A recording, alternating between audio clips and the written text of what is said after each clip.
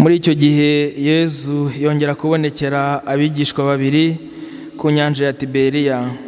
Dore uko yababonekeye: Simoni Petero na Tomasi ariwe Didimi, na Natanayeli w'i Kana ho mu Galileya, na bene Zebedeyi n'abandi babiri bo mu bigishwa be bari bateranye. Nuko Simoni Petero arababwira ati, ngiye kuroba. Baramusubiza bati, tukajyana. Nibwo bagiye mu bwato iryo joro, ariko ntibagira icyo baronka. Bugicya Yezu araza ahagarara ku nkombe, nyamara abigishwa be ntibamenya ko ari we.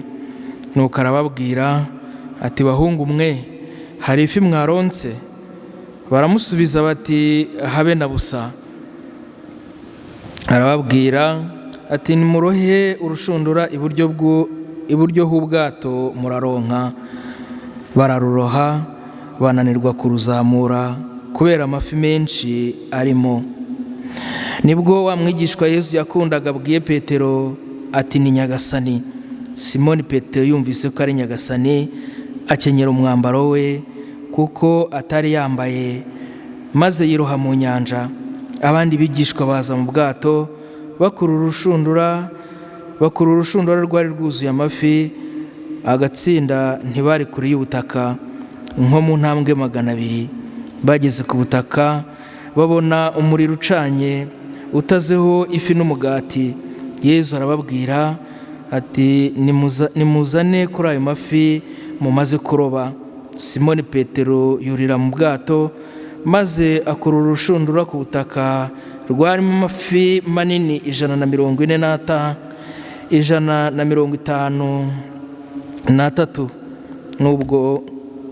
Nubwo yanganaga atyo bwose, urushundura ntirwacitse. Yezu arababwira ati, nimufungure. Ntihagira n'umwe utinyuka kumubaza aturinde. Bari bamenye ko ari Nyagasani. Nuko Yezu araza afata umugati arawubaha n'amafi. Nuko ubwo bwari bubaye ubwa gatatu Yezu abonekera abigishwa be, aho amariye kuzuka ava mu bapfuye. Iyo ni ivanjiri ntagatifu.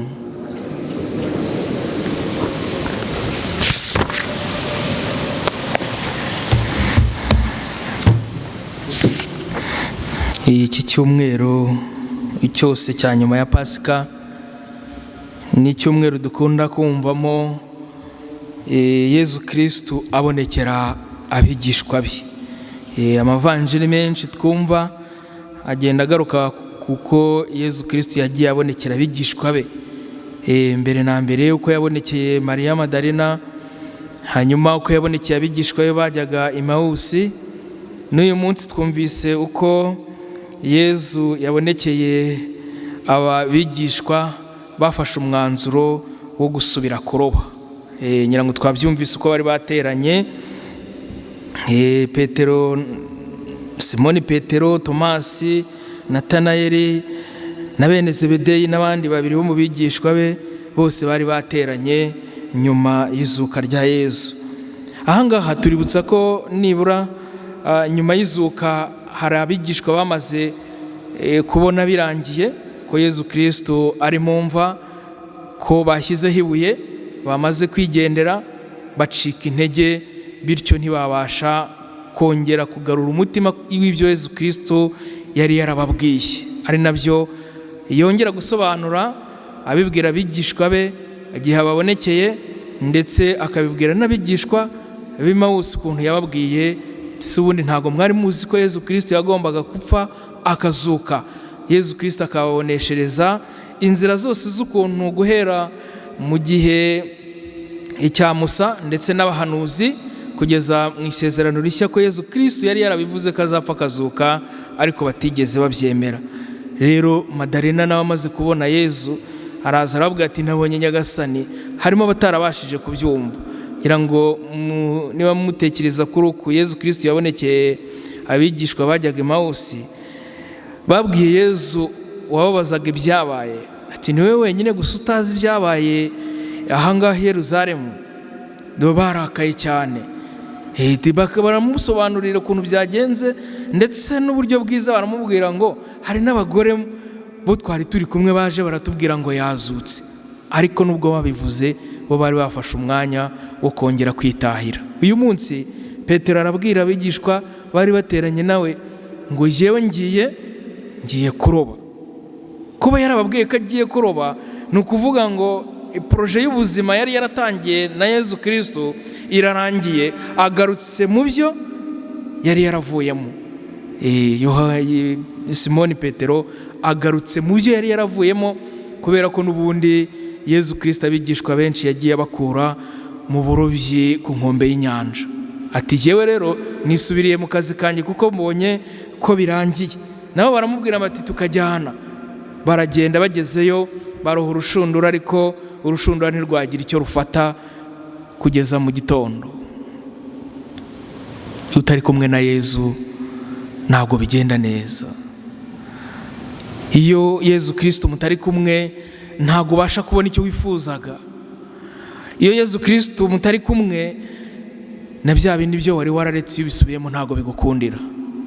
Yezu Kristo akuzwe. Iyo Yezu Kristo mutakiri kumwe na bimwe wari wararetse ukavuga ngo ndagukurikiye, iyo bisubiyemo ntibigukundira. Kubera ko Petero nawe yaragiye n'abigishwa bageze mu mazi baroha urushundura, ariko kugeza mu gitondo ntacyo babonye, kugeza ubwo Yezu Kristo yarabonekeye ari ku nkombe y'inyanja. Maze arababwira ati bahungu mwe nta kintu mwaronse? Bati nta habe namba. Ati noneho nimurohe urushundura iburyo bw'ubwato bwanyu muraronka.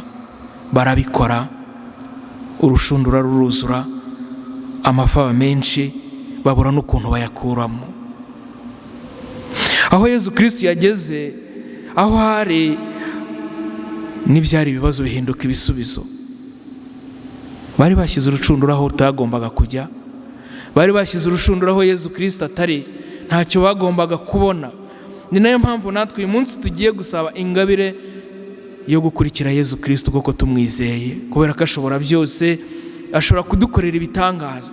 Ni nabyo Petero na Yohani bakomeje kwamamaza muri iki gitabo cy'ibyakozwe n'intumwa. Mu isomo rya mbere twumvise ejo, mwumvise ko bahamyaga ko uwo Yezu Kristo ibyo bakoze, n'uyu munsi barabihamya, ibyo bakoze mu gukiza umuntu wari ufite ikiganza cyomiranye, uwo muntu bamukijije mu izina rya Yezu. Barabihamya, uwo nguwo mwishe, uwo mwahambye, ku munsi wa gatatu yarazutse, ubu ni muzima. Noneho ntago bakibivugira ahantu horoshye gusa, ahubwo barimo kubivugira mu nteko ibashinja ikibi bakoze, kandi ibyo barimo gukora ari byiza. Umwigishwa wa Yezu Kristo ashinjwa ibyo Yezu Kristo yashinjijwe, kubera ko bareze Yezu Kristo, baramurega ngo uyu nguyu yatutse Imana. Nta n'umwe wigeze azavuga ngo yakijije umuntu, kandi ikintu gikomeye cyane yari yakoze nuko yagiye akiza abantu, yagiye agera neza ahanyuze hose.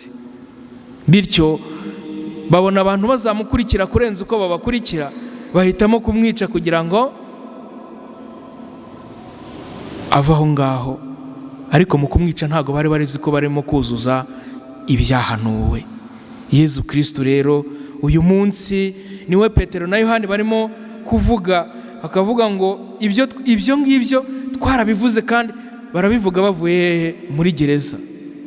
Babafashe barabafunga, bamaze kubafunga, ubu ngubu ntago gereza yigeze bumvisha ko bagomba guceceka, ahubwo barakomeje kongera guhamya ko uwo Yezu Kristo yapfuye akazuka. Yezu Kristo w'i Nazareti, mwebwe ubwanyu mwabambye, Imana yamuzuye mu bapfuye. Uyu munsi iryo zina niryo barimo kwamamaza. Yezu uwo niwe ryabuye ryajugunywe n'abubatsi, namwe bubatsi, nyamara rigahinduka insanganyarukuta.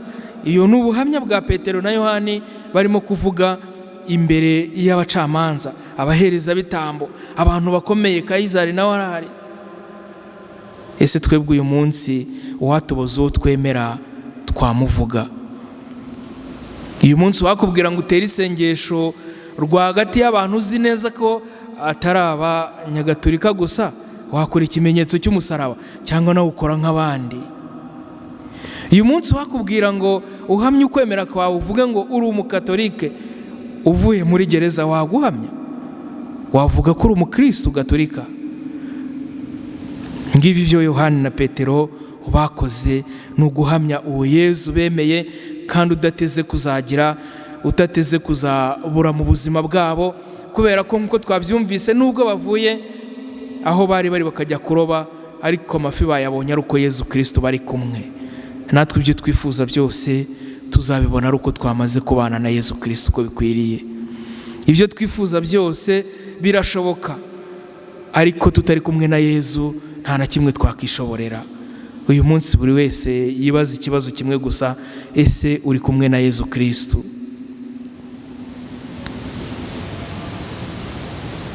Urasenga, urajya kuryama ukibuka ko mu gitondo ushobora kuba utakiriho, hanyuma ukabwira Imana, cyangwa no kugenda tukiryamira gusa. Abana ntago bazi ndakuramutsa Mariya kandi turi abakristo. Abana tukabereka televiziyo, ni byiza, ariko mu kujya kuryama bakava muri saro bagenda, nta n'umwe ukoze ikimenyetso cy'umusaraba, kandi turi ababyeyi, turabarera.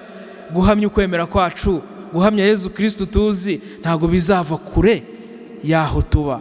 Kiliziya ikomeye yakagombye kubiva mu muryango wacu, mu buzima bwacu. Abana bacu nk'uko tubaha ibintu byiza, tumenye ko bagomba kumenya na Yezu Kristo. Ngubwo ubuhamya umwana yahora twibukiraho nk'umubyeyi. Nta kindi kintu tuzabazwa usibye ko twahamije Yezu Kristo, tudahereye kure. Ijya kurisha ihera ku rugo, natwe uyu munsi tugende duhere mu ngo iwacu. Uwo Yezu Kristo wapfuye akazuka tumuvuge iwacu mu rugo, tumwemeze, hanyuma tubone kujya kumubwira abavandimwe. Hari n'igihe wasanga tumuvuga mu bandi, ariko iwacu tudashobora kumuvuga, iwacu tudashobora kumwemera, iwacu tudashobora kuvuga ko uwo Yezu tumuzi. Tugende rero buri wese ature Nyagasani ibye, buri wese ature Nyagasani ubuzima bwe, buri wese ature Nyagasani ibyo yumva yifuza uyu munsi.